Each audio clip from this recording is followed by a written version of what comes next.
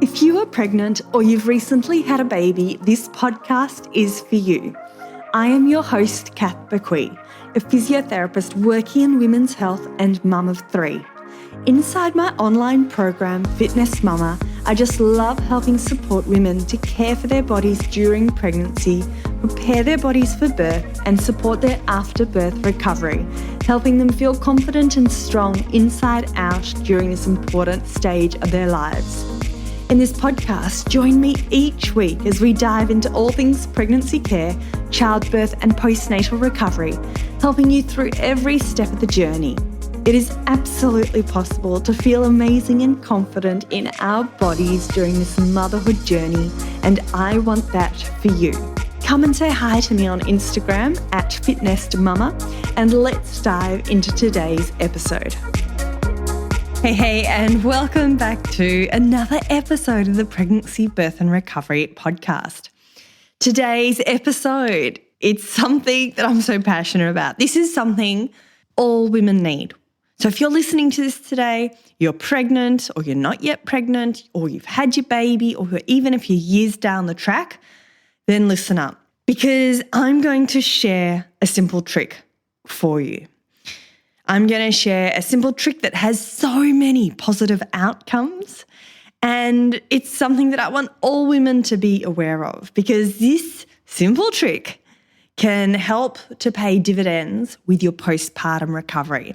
I'm talking about a simple trick that helps you to feel better, boost your mood, reduce your stress, anxiety, depression.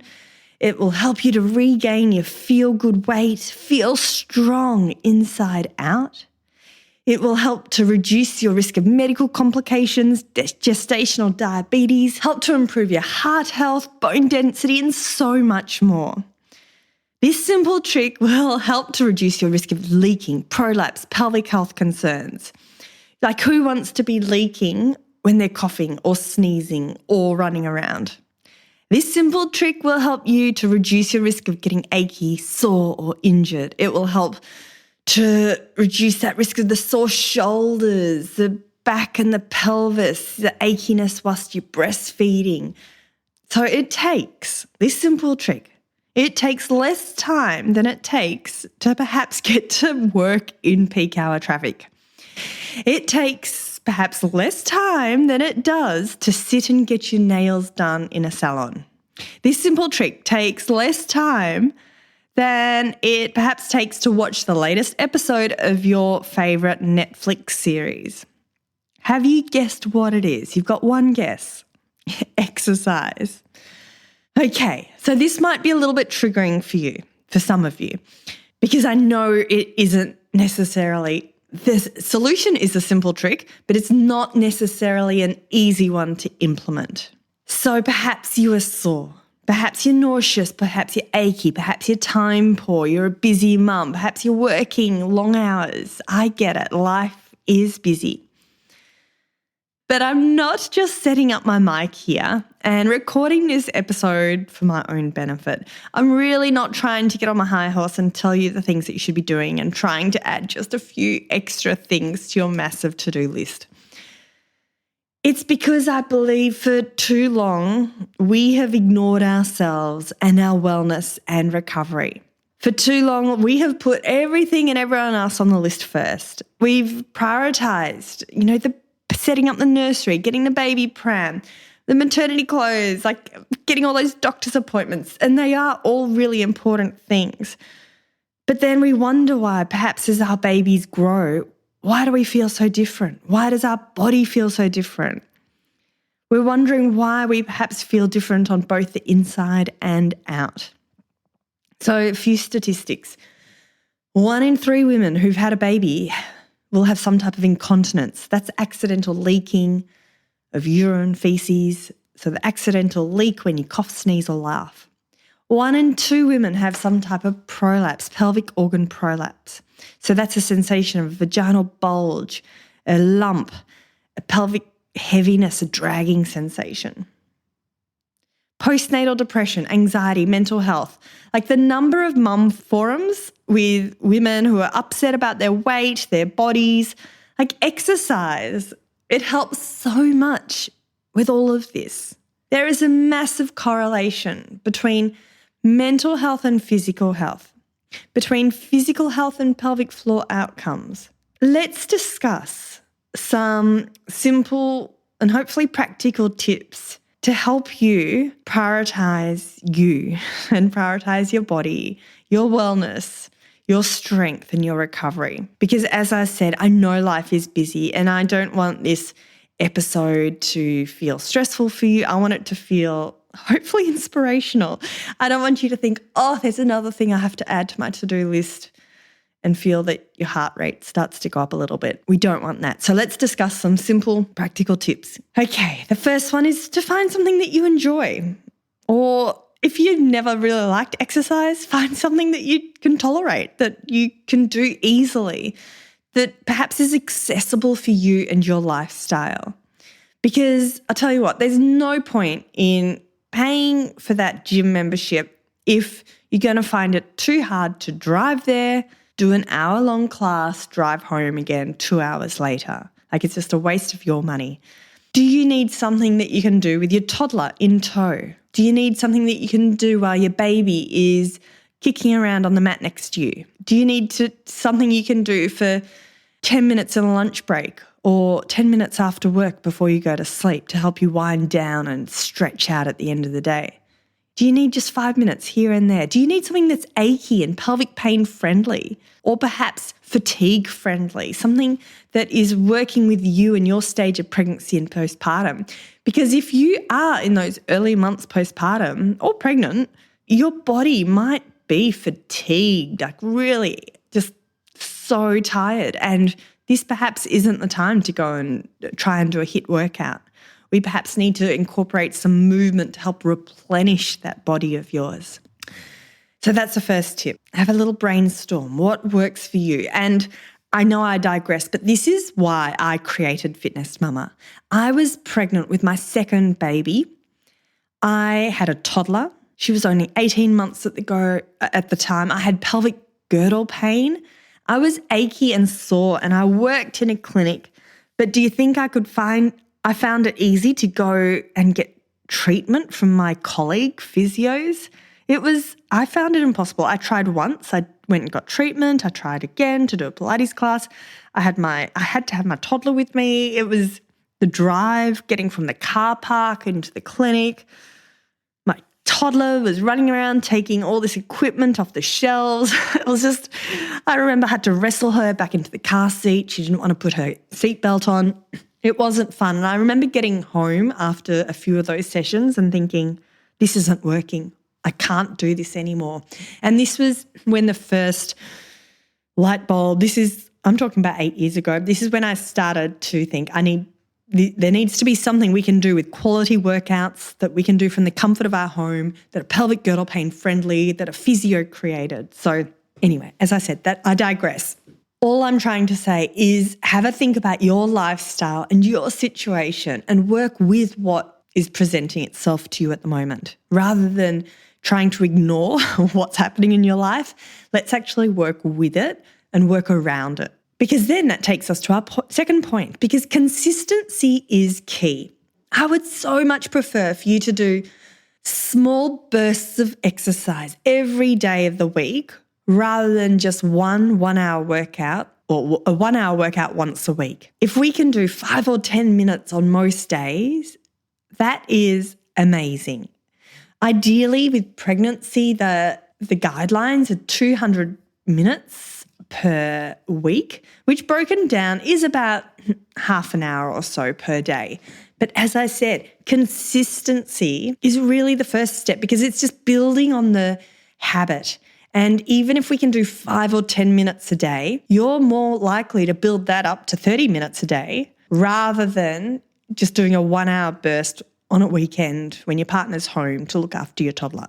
So let's try to weave the exercise into our life rather than having it as a big lump, but also then that adds to the to-do list. And I distinctly remember, things change. You're never going to be at the one stage forever. And I remember thinking, if I can do a 10-minute workout with my 3 children at home, I'd prefer to do that as part of their playtime, because then when my baby napped, I got to rest. Then we still got to go out and, leave the house and catch up with friends or whatever it was. So I considered at home when I was with the kids, that's when I'd try to do a workout. I'd try to fold some washing, try to involve the kids. So it's sort of an activity for them too. Because trust me, they're going to love it. When you start to do push-ups on the ground, they're going to try to climb all over you and they're going to think it's the most fun ever.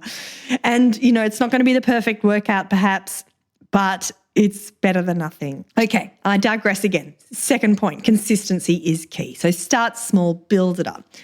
Third point, include your family, include your friends, include your partner, include whoever you need to help you prioritize this. Tell them your plans, schedule it in, put it in your phone calendar, announce it to the world, celebrate your small wins. And I should have said at the start, these tips I'm giving you, you might listen to them all and think, no, that's not for me, and that's fine. I'm just throwing out all these tips and maybe 1 or 2 of them might resonate with you and you might be able to take them on board. I'm not assuming this is perfect for everyone. I'd never assume that, but providing some options and some thoughts that perhaps you haven't considered before. Perhaps you have, perhaps you haven't. You take it or leave it, up to you. Tip number 4, if things don't go according to plan, don't give up. It's like learning to quit smoking. Start again the next day. Don't let a day or a week or even a month put you off. I was having a chat to a school mum recently and they were saying how they were trying to do a challenge at their local gym and they were trying to exercise every single day for the month. And then I think she got unwell. She couldn't go for a week and then she gave up. She didn't bother doing the rest of the challenge. So if you're listening to this, try not to give up. Even if the next day you feel better, amazing. Once you're feeling better, you're not sick anymore, start small, start with 5 minutes. It's that consistency. It's just, if you give up, then sometimes it can be a lot harder to pick it up if you can leave it. If you end up leaving it for months and months and months, it can get harder. And this is why pregnancy fitness has had such great, with research, such great outcomes with postnatal recovery. And I think a large part of that is, you can imagine if you fall pregnant and then you're feeling nauseous, you're feeling tired, then you get achy, perhaps you get pelvic girdle pain, then you have your baby, you're sleep deprived. Before you know it, there could easily be 18 months past when you haven't really done any exercise.